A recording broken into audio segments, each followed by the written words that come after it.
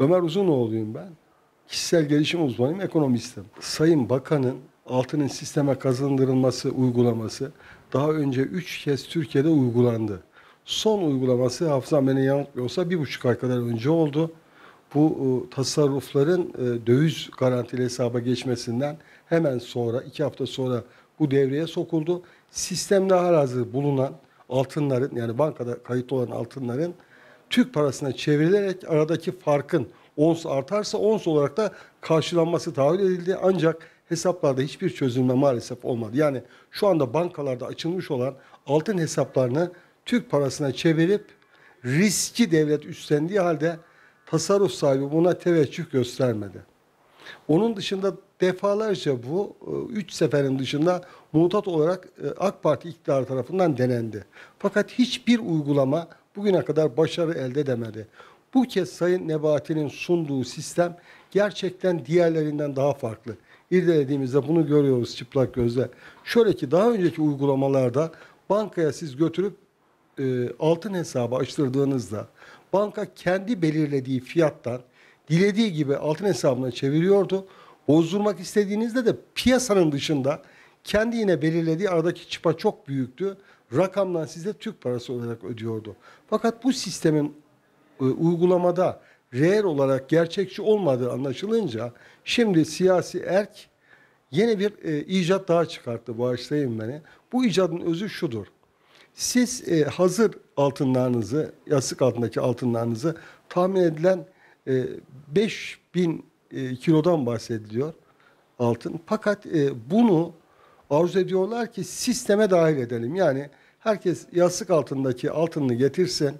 Altın olarak hesap açalım. Biz bunu kuyumcularda ve darphanede has altına çevirtelim. Daha sonra bizim belirlediğimiz kuyumcu, ama işin dramatik tarafı o. Hesap olarak kendisine bir sertifika sunalım. Bunu kuyumcu da verecek, isterse darphane de verecek sertifikayı.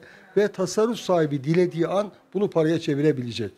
Gerçi 3 ay, 6 ay ve 12 ay vadeli, ama siz diyelim sıkıştınız bu süre zarfında, ikinci ayda bozdurmak zorundasınız. O günkü reel fiyattan bozdurabiliyorsunuz. Bir sıkıntı yok. Ancak daha önceki uygulamada size Türk parası veriyordu. Son uygulamanın en ciddi farkı rakamların gerçekçi olması, gerçeğe yakın olması, artı fiziki olarak altın vermesi.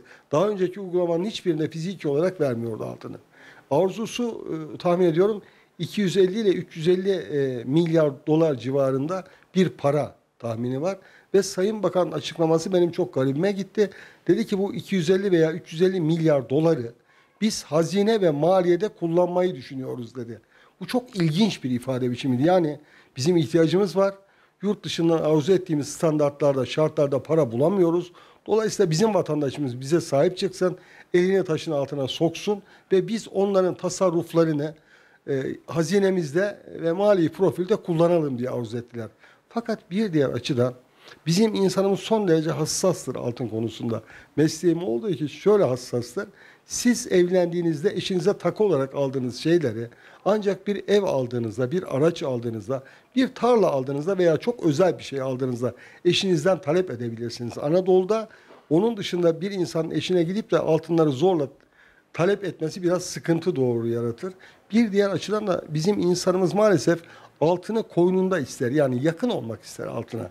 Evinde saklamak ister. Dolayısıyla burada çok hassas, ince bir nokta var. Bankalarda kiralık kasa olduğu halde halkın çok istisna hariç hiçbirisi götürüp de banka kasasına altını koymaz.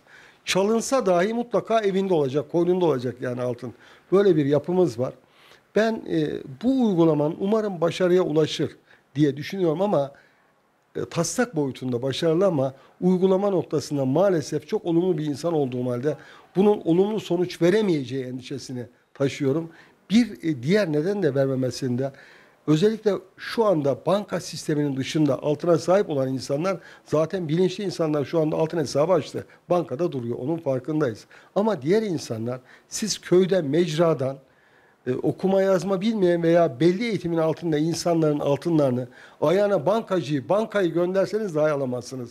Bir sıkıntımız da bu. Yani hayal olarak ve tasvir olarak çok güzel, ama uygulama noktasında büyük eksikler olacağını düşünüyorum.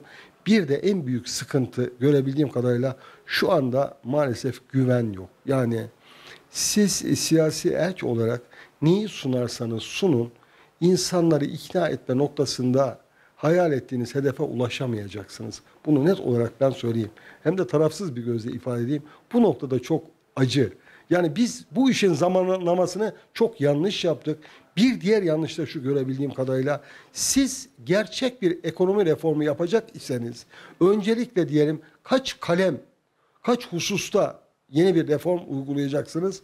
Bunu önce üzerinde çalışacaksınız. Teorisyerinizle, teknisyenlerinizle, akademik kariyer olan insanlarla, daha sonra halkın önüne bir tek seferde çıkıp sunacaksınız. Diyeceksiniz ki bankadaki hesapların, yani TL hesaplarını biz döviz garantili olarak, yani kur garantili olarak garanti ederek hesabımıza geçirmenizi arzu ediyoruz. Yıl sonunda kurdan dolayı doğan farkı size ödeyeceğiz. 2. Bu konuyla ilgili hala hazırda bankalarda olan altınla ilgili aynı gün, ama biz bunları da Türk parasına çevirmenizi istiyoruz ama ons garantisi veriyoruz. Yani siz bozdurduğunuz anda ons kaç liraysa çarparak bedelini size ödeyeceğiz. 3.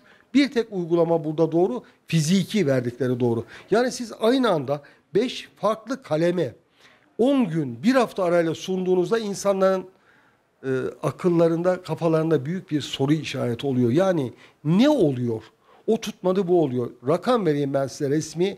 1,5 trilyon para var şu anda TL havuzunda bankaların. 1,5 trilyon.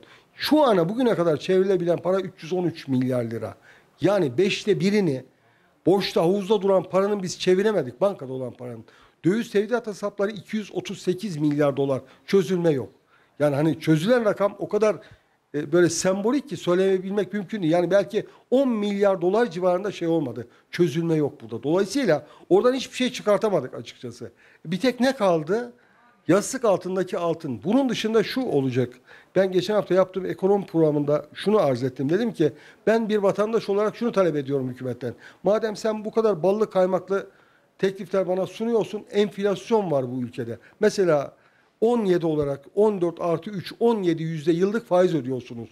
Bunu 4'e böldüğümüzde 3'er aylık dilimler halinde ödenecek. İlk ödeme 24 Nisan'da günü bitiyor. Nisan ayının sonu itibariyle ilk ödemeyi yapacak siyasi erk. O garantili, döviz garantili aldığı Türk parası hesabını ödeyecek.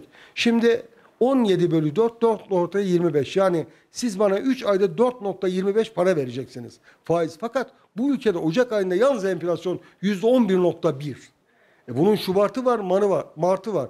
Düz mantık 7-8 çıksa, 10 çıkmasa %25 yapar. Bana ödeyeceğiniz para 4, %4,25.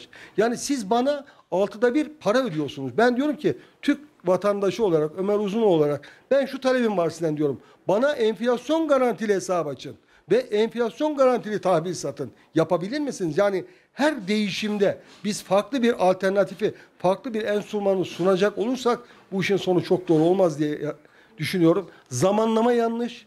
Bütün kalemleri bir hafta 10 gün arayla vatandaşa sunmak yanlış. Hazırlanmadan, yani doldur boşalt, bir an önce bu işten kurtulalım kaygısı yanlış. Ve ben Sayın Nebati'nin Londra'da yapmış olduğu toplantıda yabancı yatırımcılarla net bir veri elde edemediğini, istediğimiz parayı alamadığımızı düşündüğüm için siyasi erkin Türkiye'de hiç olmazsa dışarıdan bulamadığımız bu Libor artı krediyi Türk vatandaşlarının birikimlerinden, doğru olanında bu zaten, yararlanarak bu sıkıntıyı aşalım diye düşünüyor ama bu iş 2 yıl önce olsa çok farklı olurdu. 4 yıl önce olsa çok çok farklı olurdu ama günümüzde maalesef bir hayal kırıklığı olacağı endişesini apaçık yaşıyorum. Umarım ben başarılı olur. Bütün benliğim, bütün kalbimle istiyorum. Çünkü bizim insanımız bu ülkeye sahip çıkmak zorunda. Ancak sunacağınız ürünler de vatandaşın aklına yatması lazım.